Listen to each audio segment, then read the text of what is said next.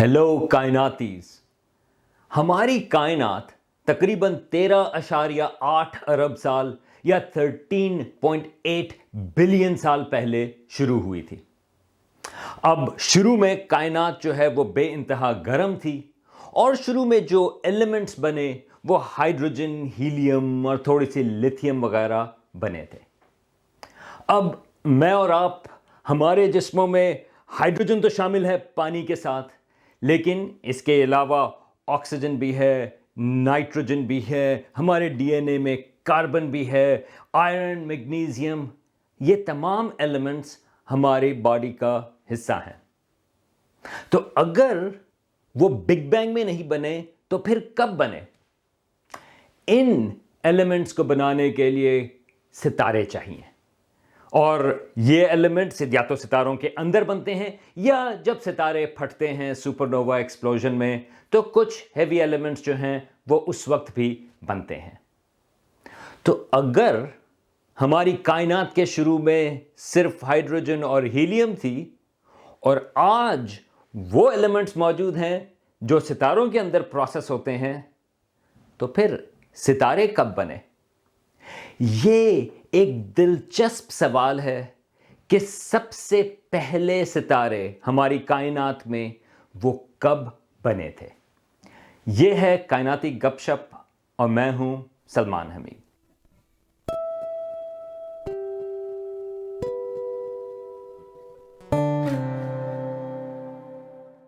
हमारा सूरज तकरीबन 4.5 अरब साल पुराना है, तकरीबन 4.5 बिलियन साल पुराना। वैसे तो ये थोड़ा सा उम्र रसीदा है, लेकिन हमारी कायनात के हिसाब से इसकी उम्र बहुत ज़्यादा नहीं, बल्कि हमारा सूरज जैसा कि और सितारे हैं वो ज़्यादातर हाइड्रोजन और हीलियम का बना हुआ है, लेकिन इसमें बहुत सारे ऐसे एलिमेंट्स भी शामिल हैं जैसे मैग्नीशियम, आयरन वगैरह, जो दूसरे सितारों में प्रोसेस हो चुके हैं। इसका मतलब यह है कि जब हमारा सूरज बन रहा था एक सोलर नेब्यूला में, उसका जो मटेरियल था वो ऑलरेडी दूसरे सितारों के नतीजे से बना था। अब एस्ट्रोनॉमर्स तलाश करते हैं कि अगर हम पुराने सितारों को देख रहे हैं तो शायद ऐसे सितारे भी हों जिनका मटेरियल ज़्यादा प्रिस्टीन हो, खाली हाइड्रोजन और हीलियम का। हमारी अपनी कहकशां मिल्की वे, उसके बल्ज और हेलो के इलाके में ऐसे सितारे हैं जिसमें ज़्यादातर जो मटेरियल है उन सितारों में, जो एलिमेंट्स हैं वो हाइड्रोजन और हीलियम है और बहुत थोड़े से ट्रेस एलिमेंट हैं दूसरे एलिमेंट्स का। लेकिन एस्ट्रोनॉमर्स को तलाश उन सितारों की है, इनको टेक्निकली एस्ट्रोनॉमर्स कहते हैं पॉपुलेशन 3 स्टार्स। ये रोमन न्यूमरल है 3 के नाम से, इसके टेक्निकल नाम को आपको याद रखने की जरूरत नहीं, लेकिन एस्ट्रोनॉमर्स ऐसे सितारों को तलाश कर रहे हैं जिसमें सिर्फ हाइड्रोजन और हीलियम है। इसका मतलब यह है कि वो फर्स्ट जनरेशन सितारे हैं। अब हमारी कायनात में ये जो ऑब्जर्वेबल यूनिवर्स है उसमें ट्रिलियन सितारे मौजूद हैं। अब इन तमाम सितारों में से हम किस तरह से इन फर्स्ट जनरेशन सितारों को तलाश करें, ये एक टफ और बहुत ही फैसिनेटिंग पजल है। अब इन सितारों को तलाश करने के लिए एक अप्रोच ये है कि हम कायनात में बहुत दूर देखें। अब कायनाती अक्सर कमेंट करते हैं कि आप टाइम ट्रैवल के सिलसिले में वीडियो बनाएं। अब मेरा ख्याल ये है कि एस्ट्रोनॉमी जो है वो बहुत ही ज़बरदस्त टाइम मशीन है। इसकी वजह यह है कि रोशनी, लाइट, उसकी एक फाइनाइट स्पीड है, तकरीबन 3 लाख किलोमीटर फी सेकेंड या 300,000 किलोमीटर्स पर सेकेंड। तो जब आप सूरज को देखते हैं वो हमसे इतनी दूर है कि जब उसकी रोशनी सूरज से चलती है उसको हम तक पहुंचने में तकरीबन 8 मिनट लगते हैं। तो एक लिहाज से सूरज को जब हम देख रहे हैं वो हम ऐसे देख रहे हैं जैसे वो 8 मिनट पहले था। ये जो हमसे सबसे करीबी सितारा है प्रॉक्सिमा सेंटोरी, वो तकरीबन हमसे 4 लाइट ईयर्स के फासले पर है। इसका मतलब ये है कि जब उसकी रोशनी वहां से चलती है, उसको तकरीबन 4 साल लगते हैं हम तक पहुंचने में। तो लाइट ईयर्स जो है वो तो डिस्टेंस की मेजरमेंट है, लेकिन टाइम के हिसाब से हम ये देख सकते हैं कि जब हम आसमान पे प्रॉक्सिमा सेंटोरी को देखें तो हम उसको ऐसे देख रहे हैं जैसे वो 4 साल पहले था। इसी तरह आप और दूर देखते चले जाएं तो उस रोशनी को, जहां पे भी आप हो, उसको और ज्यादा टाइम लगेगा हम तक पहुंचने में। इसका मतलब यह है कि हम उस ऑब्जेक्ट को ऐसे देख रहे हैं जैसे वो आज से 1000 साल पहले या 20,000 साल पहले या वगैरह वगैरह पीछे चलते चले जाएं। तो इन फर्स्ट जनरेशन सितारों को तलाश करने के लिए एक तरीका यह है कि आप इतनी दूर देखें, ऐसी कहकशाओं को देखें कि जब उनकी रोशनी वहां से शुरू हुई थी तो हमारी कायनात बहुत ही नौउम्र थी, और वो इतनी दूर है कि अब हम तक उनकी रोशनी पहुंच रही है, यानी कि तकरीबन 13 अरब साल के बाद। तो ये एक लिहाज से हमारी कायनात के सबसे दूर दराज ये कहकशाएं होंगी। तो जब ये पहली जनरेशन के सितारे बन रहे थे हमारी कायनात में, तो उस वक्त हमारी कायनात में क्या हो रहा था? इस किस्म की चीजें हमें मदद करती हैं कि जब हम उनको देखें, ऑब्जर्वेशंस लें, तो उन ऑब्जर्वेशंस का मतलब क्या है। जैसे मैंने पहले कहा, हमारी कायनात आज से तकरीबन 13.8 बिलियन साल पहले बनी थी। आपको अगर इस सिलसिले में और पता करना है तो मेरा एक पहले वीडियो इस सिलसिले में मौजूद है, बिग बैंग के एविडेंस के सिलसिले में, आप प्लीज वो चेकआउट करें। लेकिन शुरू में हमारी कायनात बेइंतहा गर्म थी, बल्कि वो इतनी गर्म थी कि एटम्स भी स्टेबल नहीं हो सकते थे। तो शुरू में प्रोटॉन्स और न्यूट्रॉन्स वगैरह मौजूद थे, और जो इलेक्ट्रॉन्स थे वो फ्रीली फ्लोट कर रहे थे पूरी कायनात में। तो उस वक्त एस्ट्रोनॉमर्स के हिसाब से हमारी कायनात ओपेक थी। इसका मतलब यह है कि जो रोशनी या फोटॉन्स वो फ्रीली फ्लो नहीं कर सकते थे, क्योंकि जो रोशनी है अगर वो चलना शुरू करे वो किसी इलेक्ट्रॉन से आके टकरा जाती थी। तो हम उस रोशनी को नहीं देख सकते, लेकिन हमारी कायनात जो है वो फैल भी रही थी, और जैसे जैसे वो फैल रही थी उस तरह से उसका टेम्परेचर कम होता चला जा रहा था। और फिर 380,000 ईयर्स के बाद, बिग बैंग के 380,000 ईयर्स के बाद, टेम्परेचर इतना कम हो गया था कि ये जो इलेक्ट्रॉन्स हैं वो एटम के साथ में शामिल हो सकते थे। इस एरा को, इस टाइम को एस्ट्रोनॉमर्स कहते हैं एरा ऑफ रिकॉम्बिनेशन। जब इलेक्ट्रॉन्स एटम का हिस्सा बने और ज्यादातर हाइड्रोजन और हीलियम बने बेसिकली, उसकी वजह से हमारी कायनात की रोशनी फैलना शुरू हुई। एक लिहाज से हमारी कायनात जो है वो ट्रांसपेरेंट हो गई, और ये जो इवेंट था, ये रिकॉम्बिनेशन का, इसकी प्रिडिक्शन बिग बैंग मॉडल ने दी थी, और 1965 में वो डिस्कवर हुई। एस्ट्रोनॉमर्स जिसको कहते हैं कॉस्मिक माइक्रोवेव बैकग्राउंड रेडिएशन, यानी कि वो रोशनी जो पहली दफा फ्रीली फ्लो करना शुरू हुई थी 380,000 ईयर्स के बाद, हमारी कायनात के शुरू के, वो रोशनी की प्रेडिक्शन थी कि हम उसको डिटेक्ट कर सकते हैं, बल्कि वो हमारे हर तरफ मौजूद है क्योंकि हम उस कायनात का हिस्सा हैं। ये बहुत बड़ी डिस्कवरी थी, और इस सिलसिले में जैसा कि आप एक्सपेक्ट कर सकते हैं नोबेल प्राइज भी मिला था। बल्कि मेरा ख्याल है कि ये जो डिस्कवरी थी कॉस्मिक माइक्रोवेव बैकग्राउंड रेडिएशन की, ये कॉस्मोलॉजी की सबसे बड़ी डिस्कवरी है। और एक लिहाज से आप जरा सोचें کہ ہم ایگزیکٹلی پریڈکٹ کر سکتے تھے کہ جب ہماری کائنات پھیلے گی اس کا ٹیمپریچر کم ہوگا تو کس وقت وہ جو ریکمبینیشن ہے وہ الیکٹرانز جو ہیں وہ کب ایٹمز کا حصہ بن جائیں گے. میرے لیے یہ فیسینیٹنگ چیز ہے. اب اس وقت یعنی کہ تقریباً 4 لاکھ سال بگ بینگ کے بعد یا تقریباً 400,000 ایئرز بگ بینگ کے بعد اس وقت تک کوئی ستارے یہاں پر موجود نہیں، بلکہ یہ جو ایٹمز کی ریکمبینیشن ہوئی اس میں بیسکلی ہائیڈروجن گیس میں ہیلیم بھی شامل ہے، لیکن موسٹلی وہ گیس کلاؤڈز بچے جو ہائیڈروجن کے تھے. ایک لحاظ سے پوری کائنات میں ایک طرح کی یہ دھند تھی ہائیڈروجن گیس کی. اب کئی ملین سال، 10 ملین، 100 ملین، 300 ملین، ہمیں ایگزیکٹلی اس کا نمبر نہیں پتا، لیکن اتنا ٹائم لگا کہ پہلے ستارے بن کے اپنی روشنی اس میں بناتے. اتنے عرصے تک ہماری کائنات وہ بیسکلی اس فوگ سے بھری ہوئی تھی. اسٹرانومرز اس کو کہتے ہیں the cosmic dark age. اب آہستہ آہستہ کر کے اس ہائیڈروجن گیس میں چھوٹے چھوٹے کلمپس بننا شروع ہوئے جہاں پہ تھوڑی ڈینسٹی زیادہ تھی اور غالباً وہاں پر ڈارک میٹر بھی مدد کر رہا تھا.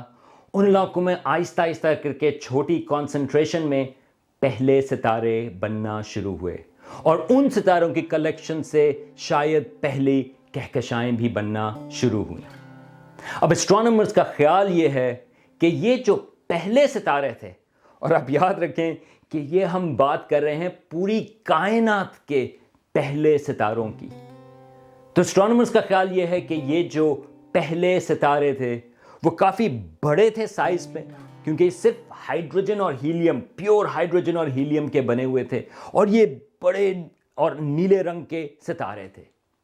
اور بہت سارے ستارے اس میں جو زیادہ بڑے میس کے تھے وہ کچھ ملین سالوں میں وہ ان کا اختتام ہو گیا سپر نووا ایکسپلوژنز کے بعد. لیکن ان ستاروں کی ریڈیشن کی وجہ سے یا ان ستاروں کی روشنی کی وجہ سے، خاص طور سے جو بڑے ستارے ہیں، انہوں نے اس ہائیڈروجن گیس کو آئیونائز کرنا شروع کر دیا. اب آئیونائز کا مطلب صرف یہ ہے کہ یہ جو ہائیڈروجن گیس میں جو الیکٹران تھا اس ہائیڈروجن میں وہ اتنی روشنی ہے ان ستاروں کی کہ اس نے اس الیکٹران کو ناک آؤٹ کر دیا اس ہائیڈروجن ایٹم سے.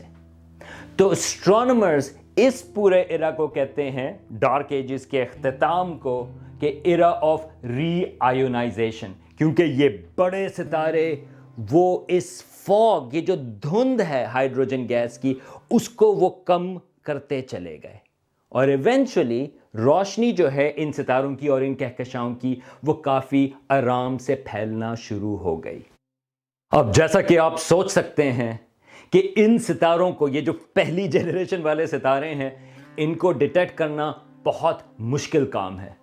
ابھی کچھ سال پہلے ایک بہت ہی انٹرسٹنگ ایک رزلٹ آیا تھا جس میں اسٹرانومرز نے ایک بڑے انٹرسٹنگ قسم کے ریڈیو اینٹینا یوز کیے تھے آسٹریلیا میں، اور انہوں نے اس چیز کو دیکھا تھا کہ یہ جو بیک گراؤنڈ ریڈیشن ہے اور یہ جو ہائیڈروجن گیس ہے اس وقت کائنات کے شروع میں، یہ جو ہم بات کر رہے ہیں جب پہلے ستارے تھے، ان کے آپس میں انٹریکشن کیسی تھی اور وہ انٹریکشن کیسے بدلی ان پہلے ستاروں کی وجہ سے.